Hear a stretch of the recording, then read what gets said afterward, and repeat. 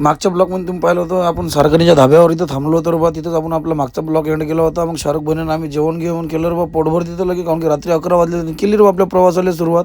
इथं तिथं कुठं थांबलो नाही बा, डायरेक्ट थांबलो आपण वाशिममध्ये थांबलो.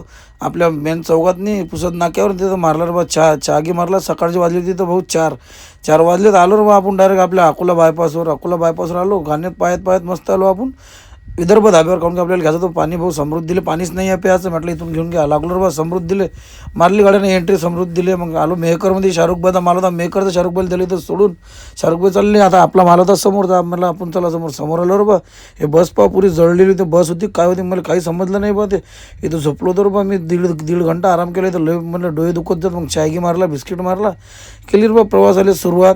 आलो डायरेक्ट आपण जालन्यात नाही दिला आपण समृद्धी सोडून दिला म्हटल्यावर मग समोर तर आपल्याला जाच लागेल. आपण मारला इथून राईट आलो डायरेक्ट बदनापूरमध्ये मारला लेप. आपण इथं तर आपली इथे बालाजीची पल्ला गाडी उभी होती रे बा. म्हटलं काहीच वांधा नाही भाऊ. मग आलो रे बा डायरेक्ट आपण पुणे सोलापूर हायवेले आलो. इथं थांबलो रे बा गुजरात धाब्यावर. इथं म्हटलं गुजरात थाली गाव एक नंबर रे बा. 3 भाज्या, राईस, छाछ, कुरकुराचं पाकिट, चिवडा सगळं दिलं. पोट भर जेवण केलं रे बा मस्त इथं लगे. आणि केली आपल्या प्रवासाला सुरुवात. जास्त नाही, 40-50 किलोमीटर राहिलं होतं.